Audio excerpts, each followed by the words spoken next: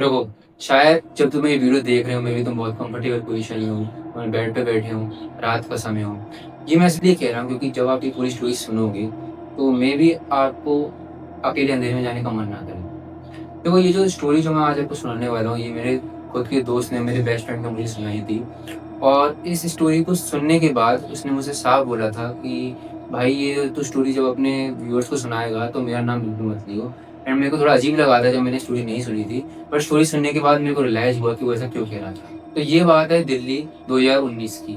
तो एक engineering college था, काफ़ी पुराना था और वो थोड़े ब्रिटिश ज़माने का था।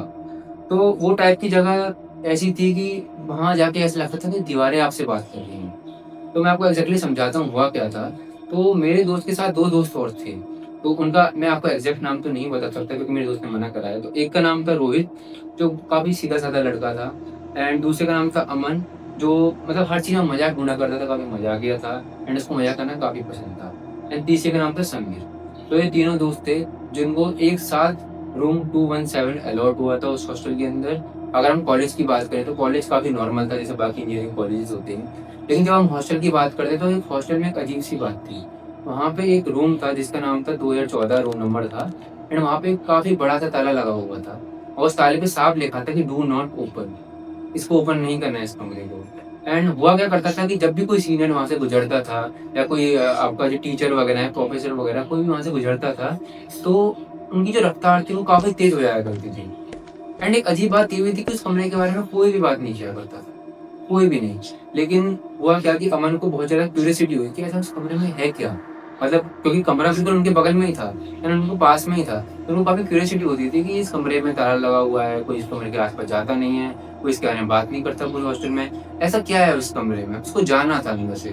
तो हुआ क्योंकि तीनों दोस्त ऐसे ही गप्पे लड़ा रहे होते हैं, वो कैंटीन में बैठे होते हैं, बातचीत कर रहे होते हैं। तो ऐसे उनके साथ एक सीनियर बैठे होते हैं। तो अमन को क्या होता है कि अमन वैसे ही बहुत हँसमुख स्वभाव का था, काफ़ी मज़ाकिया स्वभाव का था।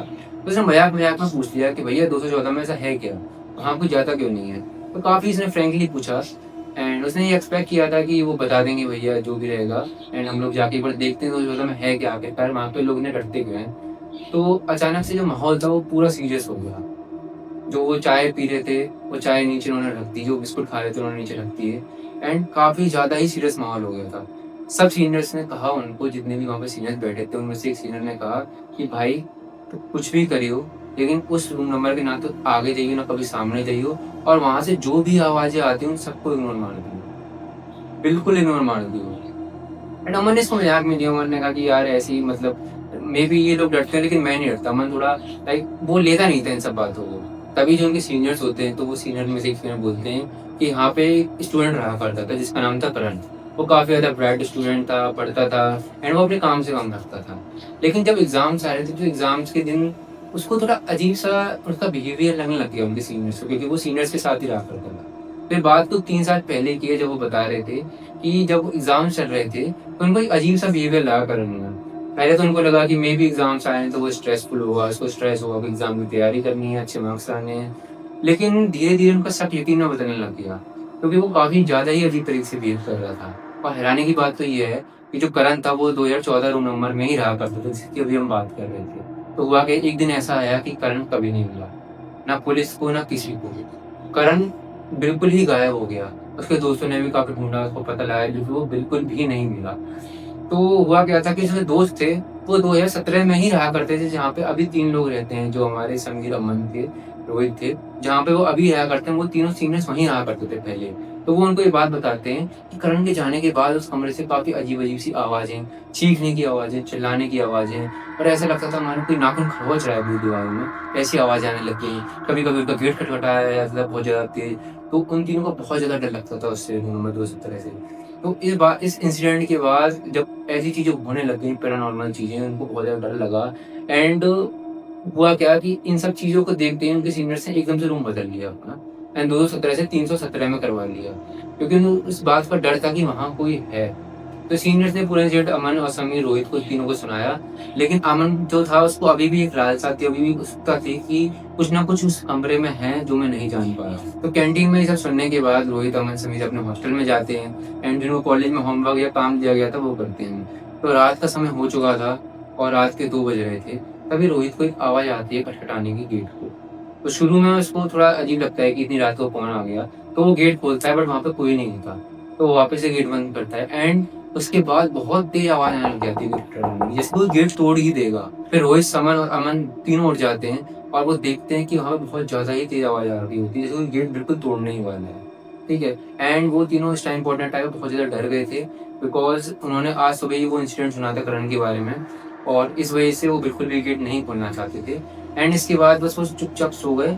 उन्होंने ज़्यादा थोड़ी एक-दूसरे से बातचीत करी एंड वो सो गए। उसके बाद उन्होंने ना तो गेट खोला, ना वो आवाज़ सुनी। तो जैसे ही अगली सुबह होती है तो तीनों उठते हैं एंड अमन कहता है कि हमें सीसीटीवी कैमरा एक बार चेक करना चाहिए और एक बार देखना चाहिए कि मे बी ऐसा हो सकता है कि हमारा कोई दोस्त हो जो कि हमारे दरवाजे पे खटखटा रहा हो हमें बस बेवकूफ़ बनाने के लिए। तो वो गार्ड के पास जाते हैं, उससे कहते हैं कि आप सीसीटीवी कैमरा ओपन करिए। पहले तो गार्ड मना करता है, वो कहता है कि नहीं मैं नहीं कर सकता, 214 रूम नंबर इसके बगल में ही, तो ये सब मैं नहीं कर सकता एंड अथॉरिटी के ऊपर हमारे नहीं हमें राइट्स दिए गए हैं कि हम उस रूम नंबर के आस-पास की कैमरा रिकॉर्डिंग चेक करें। लेकिन अमन फिर भी बार-बार ज़बरदस्ती करता है, तो वो गार्ड शो कर देता है, वो दिखा देता है कि वो हुआ क्या था उस रात। तो उस रात वो देखते हैं कि जहाँ वो तीनों अंदर थे, कमरे के तीनों अंदर, तो उसके बाहर एक परछाई थी, एक बिल्कुल डार्क शैडो परछाई थी एंड वो परछाई इतनी ज़्यादा डार्क थी कि वो उसके आस-पास की जो एरिया था, जो फ्लोर था, वहाँ भी डार्कनेस फैलती जा रही थी, काफ़ी डार्क परछाई थी वो।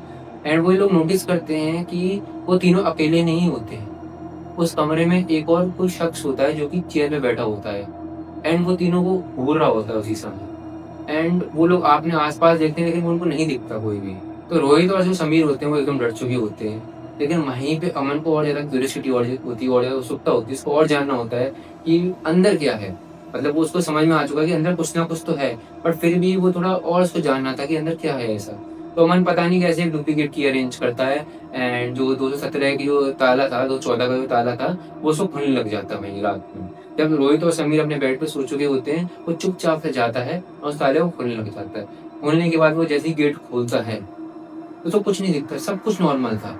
बुक्स अपनी ग जगह रखी हुई थी, बेडशीट एकदम अरेंज हुई थी और मतलब ऐसा लग रहा था कि वहाँ पे पहले से कोई रहता है। बहुत ज़्यादा साफ कमरा था, मतलब कुछ भी ऐसा नहीं था कि लगे कि हाँ, कुछ डरावना-सा या कुछ अलग-सा। बिल्कुल सेम, मतलब ऐसा लग रहा था कि वहाँ पे कोई पहले से रहता है। बिल्कुल ऐसा था। और हैरानी की बात ये थी कि वो गेट पहले से ही बंद था, वहाँ पे कोई रह भी नहीं सकता। बट फिर भी इतनी अच्छी तरीके से अरेंज थी चीज़ें कि ऐसा लग रहा था कि वहाँ पे पहले से ही रहता है। अमन अंदर जाता है, फिर वो वहाँ पे ड्रॉवर चेक करने लग जाता है, बेडशीट चेक करने लग जाता है, कहीं बेड के अंदर तो कुछ नहीं है। लेकिन फिर उसको किसी के चलने की आवाज़ आती है और वो आवाज़ धीरे-धीरे और तेज़ होती जाती है। फिर अचानक से वही होता है जिसका डर था, कमरा अचानक से बंद हो जाता है। फिर अमन चीखता है, चिल्लाता है, बाहर निकलने की कोशिश करता है, लेकिन वो कभी नहीं उठ पाता। और इसके अगले दिन ही उसके दोस्त होते हैं रोहित और समीर, वो उठते हैं एंड वो उसको हर जगह ढूँढते हैं, जितनी भी जगह पॉसिबल है। वो उसके दोस्तों से पूछते हैं कि तुमने अमन को देखा? तो अमन कहीं बास्केटबॉल खेलने गया है या कहीं पढ़ रहा है? और उसके पेरेंट्स को भी कॉल लगाया कि अमन घर पे आया है, लेकिन अमन कहीं भी नहीं मिला एंड उनका शक वहीं था, अभी भी 214 पे, कि मेबी अमन वहाँ पर गया हो। एंड वो जाते हैं अपने रूम में, फटाफट देखते हैं तो वहाँ का ताला खुला हुआ था। तो यानी इससे पता लगता है कि अमन वहाँ पे गया था एंड वो उस रूम के अंदर जाके देखते हैं तो अमन को कोई भी अता-पता नहीं था। वो तुरंत ये चीज़ कॉलेज एडमिनिस्ट्रेशन को बताते हैं, सीनियर्स को बताते हैं, एंड उन 214 रूम नंबर को बिल्कुल लॉक कर दिया जाता है। और अभी भी ऐसा मानते हैं कि उस रूम नंबर में एक आत्मा है, एक स्पिरिट है, जो कि अंदर कैद कर लेती है जो भी वहाँ पे जाता है। एंड इस वजह से उस पूरे फ्लोर पे कोई भी नहीं रहता। जो भी आता है शुरू-शुरू में वो तुरंत ही अपना रूम नंबर चेंज करवा देता है। यही बात मुझे रोहित बता रहा होता है एंड रोहित उसका असली नाम नहीं है क्योंकि असली नाम मैं बताना नहीं चाहता, उसने मना करा मुझे बताने से। तो ये बताता है कि जो वो पूरा कॉलेज था, वो पूरी अथॉरिटी थी, उन्होंने बिल्कुल ही मना कर दिया वो पूरे ऑफिशियल रिपोर्ट्स में कि अमन जैसा कोई स्टूडेंट वहाँ पे आया भी था। एंड ऐसे ही ना जाने उन्होंने कितने बच्चों को अपने ऑफिशियल रिपोर्ट से हटा दिया। इस वजह से जो पूरा रूम नंबर है या फिर कोई पूरा फ्लोर है, वहाँ आज तक कोई नहीं आता। आज भी उस कॉलेज में डर का माहौल है उसी रूम नंबर में। एंड उस रूम नंबर में कोई भी वहाँ बात नहीं करता। जो भी आता है चुप अपना काम करता है और वहाँ से चले जाता है और कोई काम होता भी है उधर। ना कोई क्वेश्चन, ना कुछ भी जवाब नहीं, कोई भी उसके बारे में चर्चा नहीं करता और वो रूम एक मिस्ट्री बन के रह चुका है। अगर आपको और भी ऐसी मिस्ट्री स्टोरी देखनी है या फिर आपको इंटरेस्ट है तो आप मेरे चैनल को सब्सक्राइब कर सकते हैं। एंड ऑल्सो एक बात और, अगर आपके पास कोई स्टोरी है या फिर आपको चाहते हैं कि मैं किसी और टॉपिक को बोलूँ, तो वो आप अपने कमेंट में भी बता सकते हैं। Thank you very much for watching this. Bye.